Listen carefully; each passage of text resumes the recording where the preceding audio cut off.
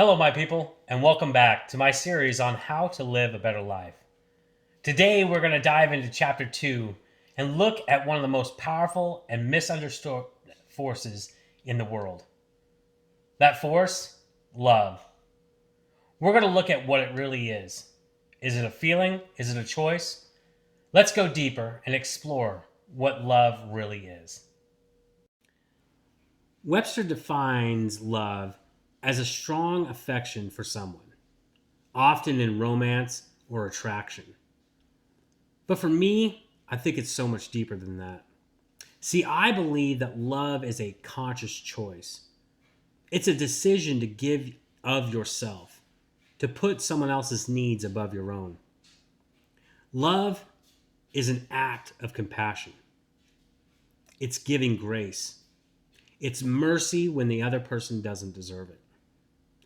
We see this illustrated in John 15, verse 13, where it says, "Greater love hath no man than this, than a man lay down his life for his friend." Love isn't just a feeling, it's an action. It's a choice. It's what drives us to grow, to connect, and to thrive. Let's start with what most people think about when they hear the word love, and that's the feelings. At first, it's exciting, it's joy, it's butterflies in your stomach when you're around the person that you care about. It's powerful.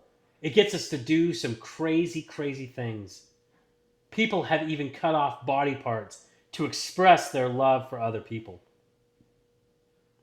We call this the honeymoon phase.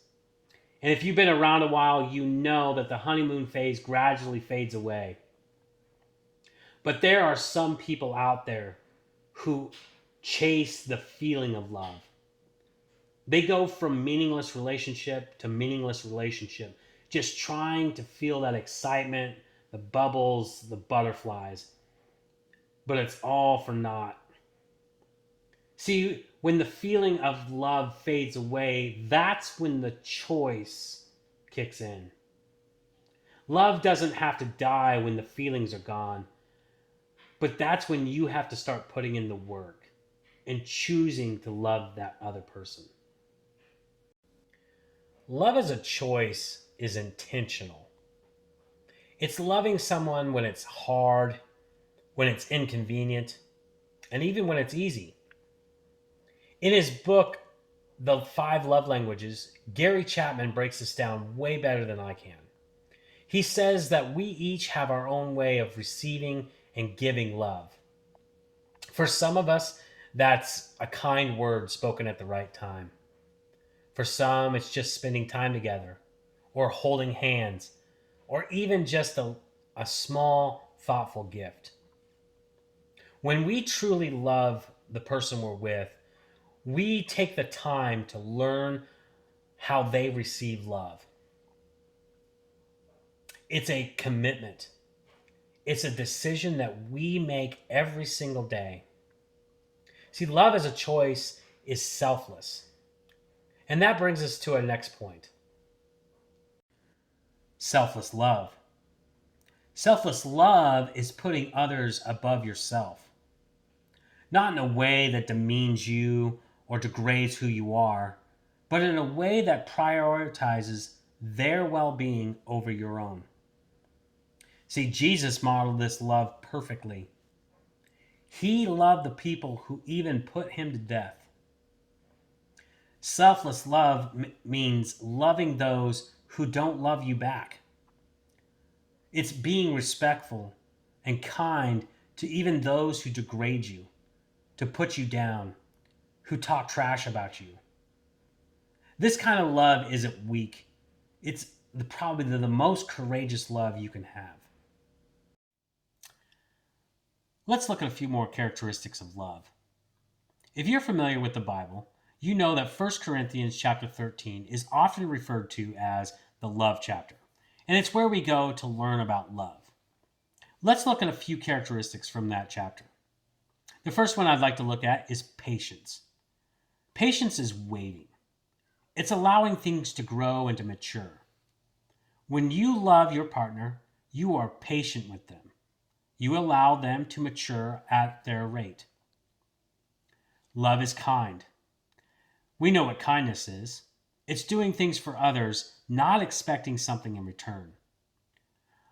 Kindness as love is lifting the other person up and not expecting them to do something for you. The last one I want to look at is love as forgiveness. We are human and we make mistakes. We all make mistakes. I've made mistakes. I'm sure you've done the same.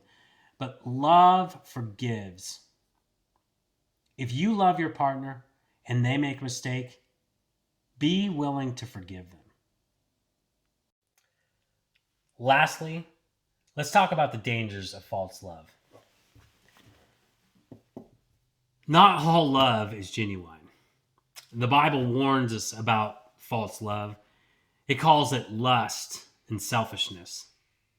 See, I've experienced this false love on both sides. On one side, the person I was with said that they loved me, but they really didn't. They were there for the excitement, for the intimacy. And when that faded away, so did they.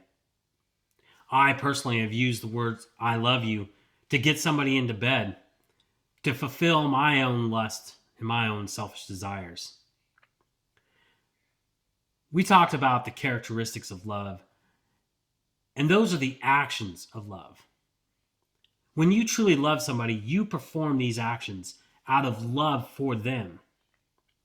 When somebody says, I love you, but their actions don't match the characteristics of love, this is a false love. And you have to make the decision whether you want to stay and continue to build a relationship with somebody who doesn't truly love you, or walk away, maintain your self-respect, and start anew.